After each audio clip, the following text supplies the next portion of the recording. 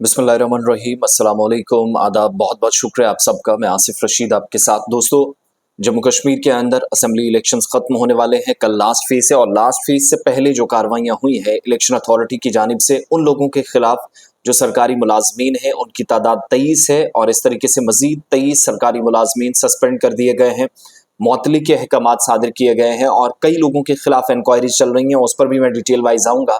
लेकिन असल मामला ये है कि जो लोग सरकारी मुलाजिम हैं, सरकार के खजाने से पैसा लेते हैं, सैलरीज दी गई हैं इसलिए कि इलेक्शन कंडक्ट आपने करवाने हैं एहसन तरीके से, खुश उसलूबी के साथ, कोई कहीं पर रिगिंग की बात ना करे, कोई कहीं पर कोई ये शिकायत ना करे कि लेवल प्लेइंग फील्ड नहीं दी गई, बराबरी के कहीं पर मौके नहीं दिए गए कैंडिडेट्स को, पार्टियों को, लोगों को, वोटर्स को। उन शिकायतों को मिटाने या उन मसाइल का हल तलाशने के बजाय इन सरकारी मुलाजमीन पर इल्ज़ाम ये लगा कि इन्होंने पॉलिटिकल पार्टियों के साथ जाकर कैंपेनिंग में शिरकत की, हिस्सा लिया और इस तरीके से जो कवायद व जवाबित थे, एमसीसी था, मॉडल कोड ऑफ कंडक्ट था, ज़ाब्ता इखलाक है, उसकी खिलाफ वर्जी की गई। तो ज़ाब्ता इखलाक की खिलाफ वर्जी में 23 मुलाजमीन जिसका सख्त नोटिस लिया गया है। जम्मू कश्मीर इलेक्शन ऑफिस ने ऑर्डर जारी किए हैं और गाइडलाइंस की खिलाफ वर्जी करने पर 6 कॉन्ट्रैक्ट मुलाजमीन, एडहॉक मुलाजमीन जिनको आप कहते हैं, 6 इनकी तादाद है और ओवरऑल 23 एम्प्लॉयज हैं सस्पेंड हो चुके हैं। इसके अलावा 20 मुलाजमीन को भी इनके मौजूदा दफ्तरों से, जहां पर ये आज के वक्त में काम कर रहे थे, original post place of posting थी, वहां से हटा दिया गया है। बाकी तहसीलों में या डिस्ट्रिक्ट्स के अंदर उनको शिफ्ट किया गया। अब ये सिर्फ 23 मुलाजमीन की बात नहीं है कि जो सस्पेंड हुए, इसके अलावा भी ये मुलाजमीन हैं, इनको अपने दफ्तरों से हटाना पड़ा है या बाकी डिस्ट्रिक्ट्स में लगाना पड़ा, जिन पर मुतसबाना रवैया रखने का इल्ज़ाम है। यानी आप कह लीजिएगा कि किसी मखसूस पार्टी के साथ शायद उनकी हमदर्दी भी हो सकती है, लेकिन सरकारी मुलाजिम है तो ऐसा करने से बचना पड़ता है।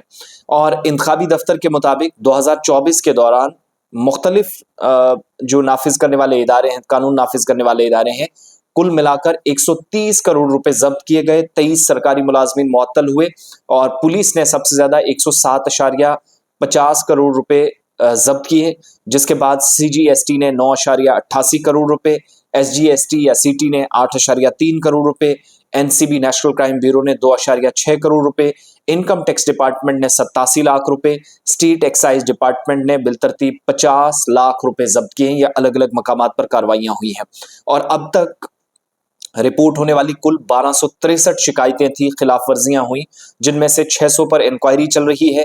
मुनासिब कार्रवाई 600 पर बंद कर दी गई, 600 पर चल रही है, जिनमें 364 पर इस वक्त भी तफ्तीश जारी है, जिनमें जल्द उन लोगों के नाम सामने आएंगे जिन्होंने खिलाफ वर्जी की। इसके अलावा 115 उम्मीदवार, सियासी जमातें, मीडिया हाउसेस और बाकी जिनको एमसीसी की खिलाफ वर्जियों पर नोटिस जारी किए गए हैं, 32 एफआईआर लग चुकी हैं। तो आप अंदाजा लगाइएगा कि 1263 शिकायतें मौसूल हुई थर्ड फेज से पहले, 600 को खत्म कर दिया गया, मुनासिब कार्रवाइयां की गई, पता चला कि ये फर्जी थी शिकायतें। 115 ऐसे कैंडिडेट्स हैं, पॉलिटिकल पार्टियां हैं, मीडिया हाउसेज हैं जिनके खिलाफ कार्रवाई बढ़ी और 23 मुलाजमीन जिनको मुअत्तल किया गया। एमसीसी की खिलाफ वर्जियों पर मैक्सिमम ये जो मैंने बताया 115 उम्मीदवार, इनको भी नोटिस जारी गए, मीडिया हाउसेस को गए, 32 एफआईआर दर्ज हो चुकी हैं और 364 ऐसे लोग हैं जिन पर मुकदमा अभी भी चल रहा है। तो सरकारी मुलाजमीन, थोड़ा सा पीरियड है, बचिएगा इस चीज से। इन दिनों निगरानी भी सीसीटीवी कैमरों के जरिए स्ट्रॉन्ग रूम्स में हो रही है, वहां से भी कुछ शिकायतें इलेक्शन अथॉरिटी को मौसूल हुई।